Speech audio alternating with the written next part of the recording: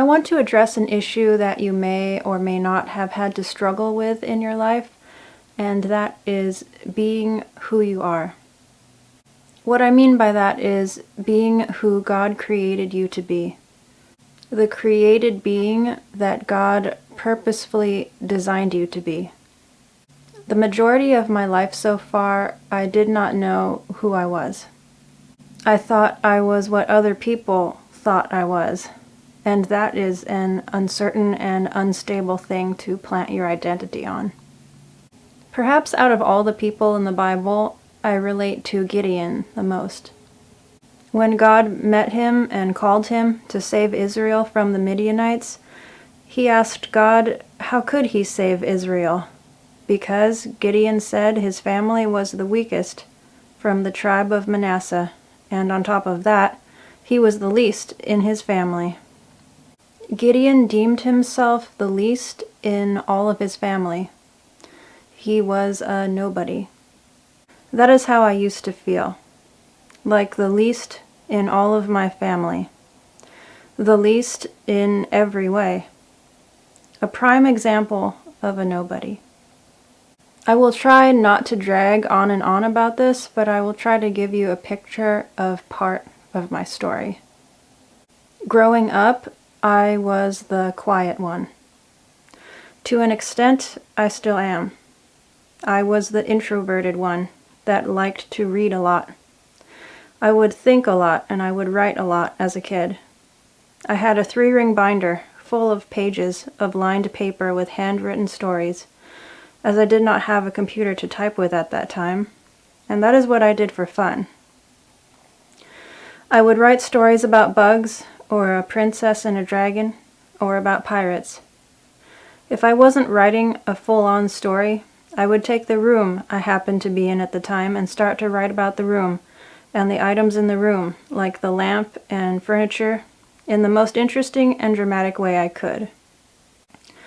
So I would take something sort of boring like an ordinary room and try to write about it in a way where it seemed like something interesting.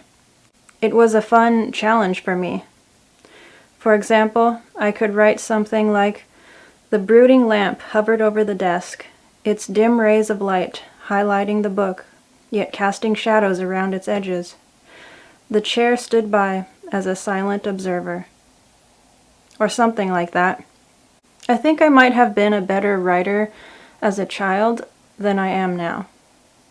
Anyway, like I mentioned in a previous video, socializing and talking was and has never been something that comes very naturally to me, and it is generally more tiring than physical labor. As a kid, I was very quiet. I was happy observing others, and I was happy with not being talkative. However, apparently this can be disconcerting to others. The quietness can be disconcerting to others. I did not know that at the time. I realized that later. I realized later that being who I am can be uncomfortable to others.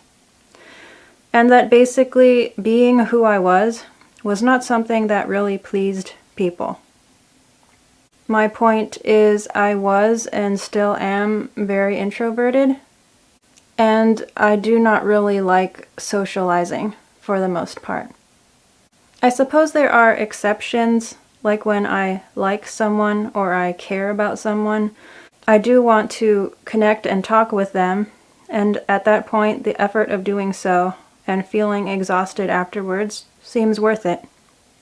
I thought about it, and the longest lengths that I talk at a time are when I'm recording these videos, or maybe once or twice a year when I find myself in a rare one-on-one conversation with someone who I do not know well. For some reason, when I'm one-on-one with someone I do not know well, I feel more pressed to talk in an attempt to make the situation comfortable. If I know someone well, I do not feel the need to talk as much because either I sense no discomfort with the quietness or I do not care if there is discomfort at that point. If I'm in a group of people, Usually enough talking is happening between all of them, so I myself don't really need to expend that energy to do so. I do observe a lot. I found it humorous that once I was in a small group of talkative people, and they were all talking at the same time, talking over each other, and they didn't really notice that. They seemed quite happy about it for probably a whole 10 seconds or so. It seemed humorous that they were all happily making noise at each other in the group, but not listening to each other, and that seemed perfectly fine with them. Maybe this is only something an introvert would find funny. I don't know. So, as a kid and most of my adult life so far, I felt like a major oddball. The weird one. The quiet one. I suppose intellectually I was smart enough, but socially I was not earning a passing grade at all. Always somebody was telling me, "You're so quiet." And I can say for all the times I was told, "You're so quiet," I do not recall ever saying back to them, "You're so loud." And I learned something. As a female human being, and maybe particularly when you are a woman in the culture of the United States, as opposed to other cultures, this is very strange and almost unacceptable. To be a quiet woman.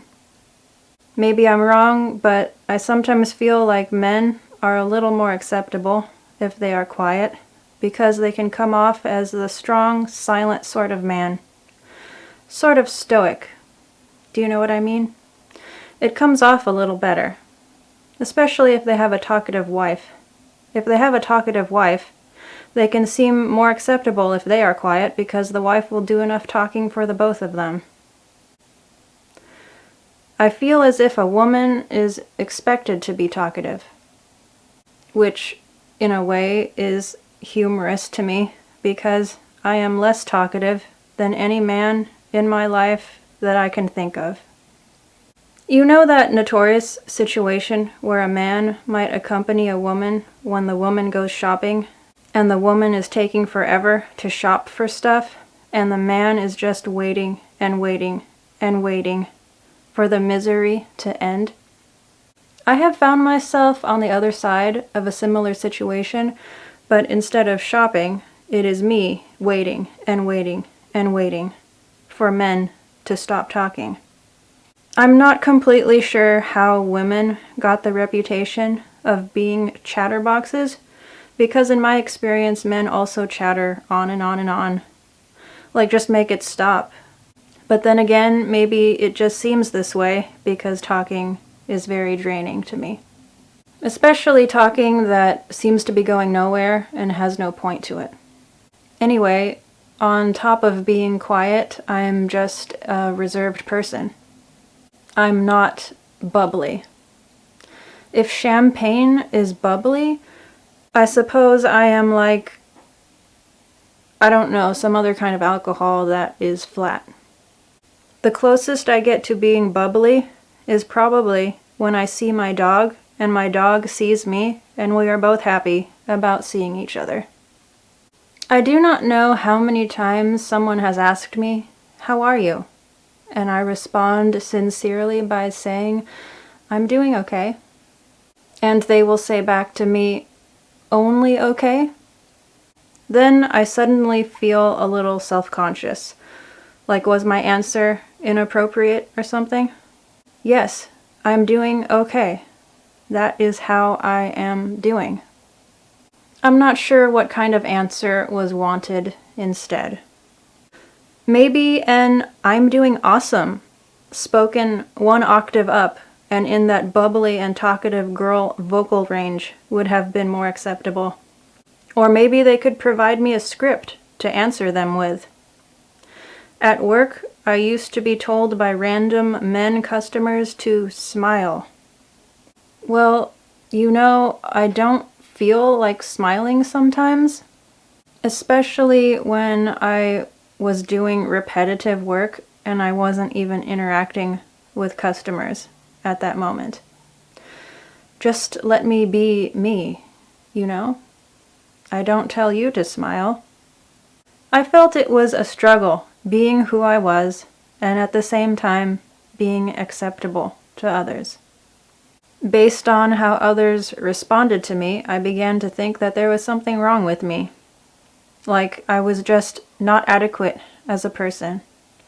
Like I was not enough. There are other significant life experiences that I am not including here that helped to shape this view of myself, but to name them would be to go on and on too much. The point I'm trying to make is that I felt like I was too unlike others to be of much value. I saw myself that way. I saw myself as not very valuable at all, deficient, particularly as a female, and as far as I knew, that was my identity. A not very valuable person, and strange and quiet. The Lord changed this perception of myself. There was nothing else that did. He began to show me who I really was, and it wasn't who I thought I was. He began to show me that in His eyes, I had great value. He began to show me that yes, I may be quiet and introverted, but that is how He created me. So stop devaluing that about myself and stop wishing I was like other people who were different than I was. He changed my entire life, starting with my identity. He showed me who I was and taught me to value myself, even if others did not. He valued me. One day I was observing some birds at the bird feeder. There were mourning doves and Steller's jays.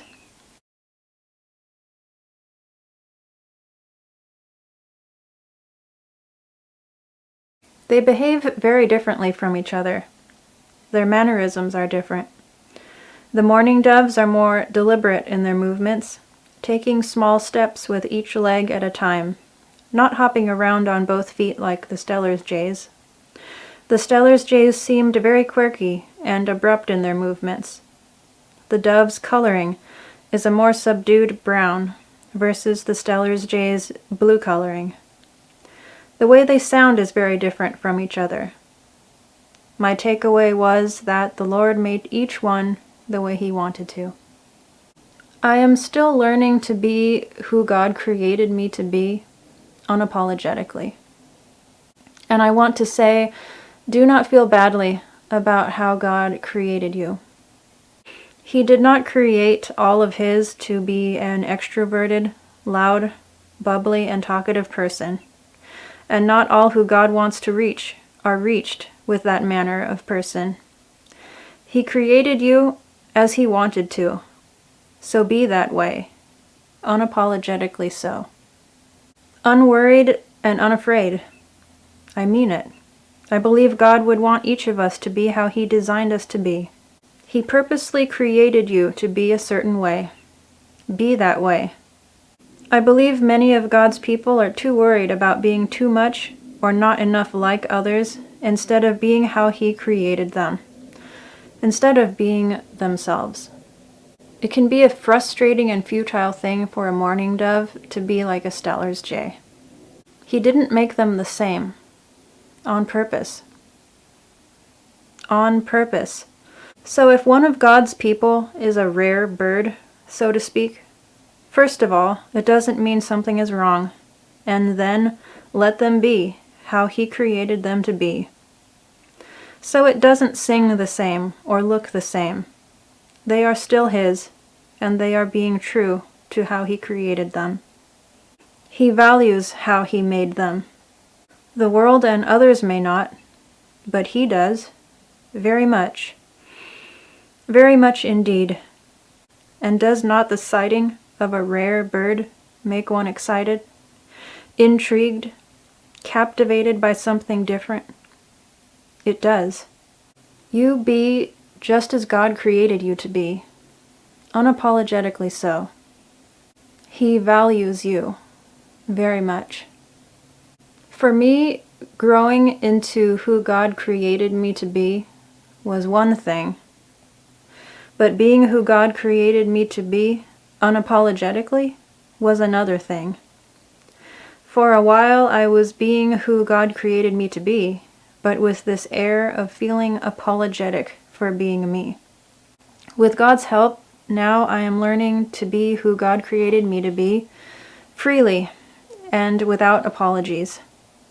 That doesn't mean I'm going to be who God created me to be in some reckless sort of way, but it means that I'm trying not to feel badly, on behalf of others, about who I am anymore. So I'm not a blazing extrovert. I'm working on not being apologetic for that anymore. I don't mean for this message to be pro-introvert and anti-extrovert. I'm coming at the issue as an introvert, so I'm talking more about introverted types. Besides that, I feel as if extroverts are celebrated and generally liked sufficiently enough to not need much encouragement to be who they are. However, if you are extroverted, then be who God created you to be as well. I am glad not everyone is an introvert. I'm glad not everyone is like me. I can see that both types of people are valuable, as well as those who are somewhere in between. There are different parts to the human body, like there are different parts and members of the church. I hope that each is valued for who God created them to be, and that one part is not thought of as less valued because they are different. To do so, I think, would be to devalue God's design choices. I bring this subject up because recently I felt that someone was trying to make me be extroverted, and further saying that I should be that way as a Christian. I felt it right away. I felt it immediately. I felt the chains of conforming to how I wasn't created to be, attempting to be laid around my shoulders again and around my neck, and I wasn't having it, especially with the further manipulation that I should be that way as a Christian. By God's grace, I know the taste of freedom. I wasn't going to be burdened with those familiar chains again. I know what God has shown me about how He created different people differently, and I wasn't about to accept the nonsense of being pushed into a specific man-pleasing extroverted mold, and how I should be that way as a Christian. I wasn't going back to where I used to be about my identity, no matter who was saying I should be that way. If they are extroverted, charged, and smiling all the time, that doesn't bother me. Be how God created you to be. But I do have a problem if they begin telling me that as a Christian, I should be that way too, when I know that is not being true to who I am. No, not when I now value how God created me. Not after all those years of thinking I disliked who I was, when it was really only some others who disliked who I was. I liked myself, but I didn't see that until later, as it was the opinions of others that drowned out and replaced how I felt about myself. As a side note, I believe that as a child or a younger person, how others see you and their opinions of you is basically what you will think you are. I believe as a child or a younger person, you are looking for a sense of who you are from others. At least to me, the ability to grasp who you are apart from how others see you is not really there until you are older. And maybe even when you are older, it can still be quite a process to distinguish what others think of you from who you really are. When I was told that as a Christian, I should be extroverted like them, I was protective of myself. I was protective of the value of how God created me, and I realized I have come a long way, by God's grace. Also, this pressure to conform to an extrovert mold and how we should be that way as Christians was just too stupid a concept to me. I was, and still am, a little amazed at the proposal of this idea, as well as the lack of self-awareness. I mean, I would not go telling other Christians that they should be quiet, be reserved, and not be very bubbly or smile too much. I would not tell other Christians that basically their personality and behavior should be like mine. I would have some nerve to say such a thing, and it is just stupid. To me, it is bordering on saying that as a Christian, you should be 6 feet tall. Not everyone is that height. God did not create everyone to be 6 feet tall. I am not 6 feet tall. I mean, I could fake it and wear 5-inch heels, and now I would be acceptable as a Christian, I guess? That is how I feel when someone says I should be extroverted as a Christian. I'm not that way. It is not how I'm built. Did they want me to fake it for their pleasure? I'm amazed that this idea was espoused as legitimate. It feels like I'm addressing something that I thought was learned in elementary school. In almost every way I can think of in creation, God made things that vary, and there is beauty in that. There are different birds, different flowers, different trees, different fish, different bugs, different critters of all sorts, and yes, different people. So why try to make everyone act like an extrovert when God didn't create them that way? That's like insisting the mourning dove should act like a Steller's jay. It doesn't make sense to me. Furthermore, it is devaluing God's design choices.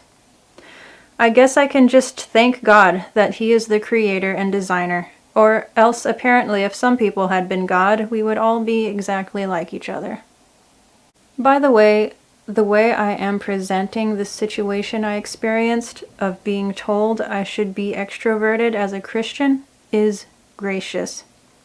I am presenting it graciously. It was spoken not once, not twice, not 3 times, but repeatedly, and more stupidly than I have described it. And yes, it was said by a church leader during a church service to the congregation, much to my disgust. I was going to say much to my disappointment, but I have been around enough now where if I were to let myself be disappointed in church leadership, it would be my own fault for letting my expectations get that high. I let it go the first several times, but now that it has been repeated so much, and in even worse ways than before, I thought it was a subject worth addressing for the sake of other introverted Christians. You can be an introverted Christian, and there is nothing wrong with that. I'm sorry that a statement so basic as that apparently needs to be said. There is value in how God created you. Deviating a bit from my main subject, I have been to churches where somber, quiet, cemetery-like behavior seemed to be how we should act. I have also been to churches where basically yelling, screaming, and jumping up and down seemed to be how we should act. There are both sides to this coin of how we should behave to seem the most in tune with God. I don't particularly subscribe to either extreme as a playbook for how we should behave. I mean, there are times for us to be quiet, and there are times for us to yell. Maybe both are happening during a church meeting. I hope that whatever the behavior is, it is pleasing to the Lord, first of all, and that there is enough freedom to behave how the Spirit may lead you, and enough freedom to be yourself, without judgment from fellow Christians about it. Getting back on topic, this spring I got 3 chicks, baby chickens. Each one is a different breed. One is a Norwegian, one is a Cochin, and one is a black sex-link. I was aiming to get hens, however it looks like the Cochin is a rooster. I am liking him though. He seems like a very nice rooster so far, rather than a mean one. When they were really little, like days old I'm guessing, already I could tell their personalities were different. The Novigin and Cochin were more alike, but the black sex link, who I named Button because she was so small and cute, was different than the other two. Even as a small chick, Button was remarkably more calm, mild-mannered, friendly, and unafraid compared to the others. She would come to you while the others would run away. She still does that quite often, and the other chicks have become more friendly as well. They are older now. This is what they look like now.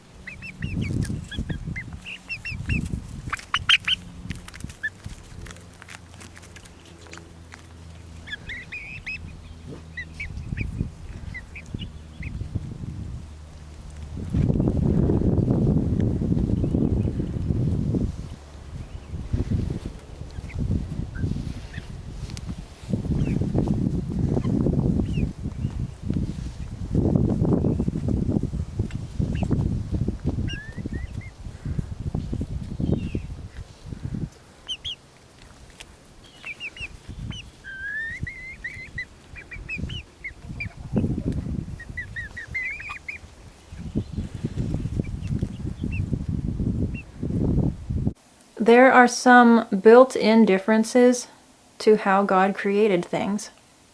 It's just a fact. But to say that as a Christian you should be like an extrovert is as stupid as saying to Button, as a chicken, you should be like the other chicks. She's just not. That's her nature. It doesn't make her less of a chicken. I value how she is, and I value the other chicks for how they are too. Each of them has their differences. Again, be who God created you to be, unapologetically. He made no mistake in how He created each person. But from the very start, it is the goal of the enemy to strip away one's true identity and replace it with something false.